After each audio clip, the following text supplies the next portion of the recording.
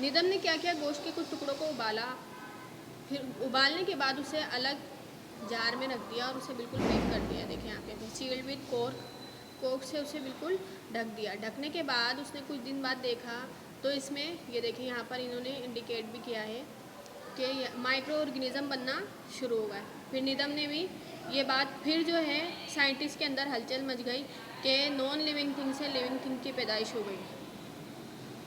फिर इसके बाद क्या हुआ, लास्ट एक्सपेरिमेंट बायोजेनेसिस और एबायोजेनेसिस का किया पास्चर ने। लुईस पास्चर ने एक्सपेरिमेंट में क्या किया, उन्होंने 3 चीज़ें ली। 3 चीज़ें कौन कौन सी ली लुईस पास्चर ने? उन्होंने ली यीस्ट, वाटर और शुगर। क्या ली?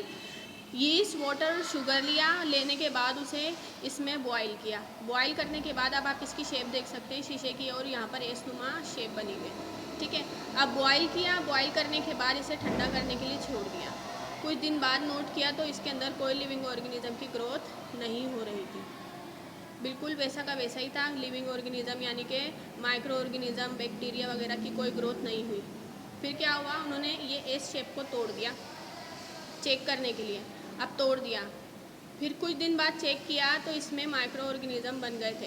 ये देखिए माइक्रो ऑर्गेनिज्म बन गए थे, उनकी ग्रोथ अच्छी तरीके से हो गई थी। तो इससे ये बात साबित हुई थी कि क्योंकि इसमें ये एस शेप लगी हुई थी तो माइक्रो ऑर्गेनिज्म ने एंटर तो कर दिया था लेकिन वो यहीं रह गए थे। ये देखें यहाँ पर आपको इंडिकेट करके दिखाया है, वो यहीं रह गए थे माइक्रो ऑर्गेनिज्म, वो अंदर जा नहीं पाए थे। जब वो अंदर पहुँचे नहीं तो उनकी ग्रोथ भी नहीं हुई। अब यहाँ पर डायरेक्टली वो अंदर चले गए।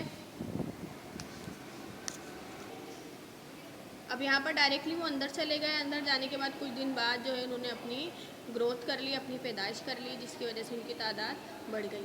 तो लुईस पास्चर ने ये बात साबित कर दी थी कि लिविंग ऑर्गेनिज्म जो है वो लिविंग ऑर्गेनिज्म से ही पैदा होते हैं, नॉन लिविंग से पैदा नहीं होते। यहाँ पर बायोजेनेसिस की जो है वो बिल्कुल सही कन्फर्मेशन हो गई थी। फिर इसके बाद बायोजेनेसिस और एबायोजेनेसिस पर कोई भी डिस्कशन नहीं हुई थी। और यूँ बायोजेनेसिस और एबायोजेनेसिस की थ्योरी प्रूव्ड हो गई थी। और उसके बाद जो है ये बात अब हमेशा के लिए यही बात साबित है कि जानदार जो है जानदार से पैदा नहीं होते हैं। एबायोजेनेसिस का कॉन्सेप्ट बिल्कुल ख़त्म हो चुका है।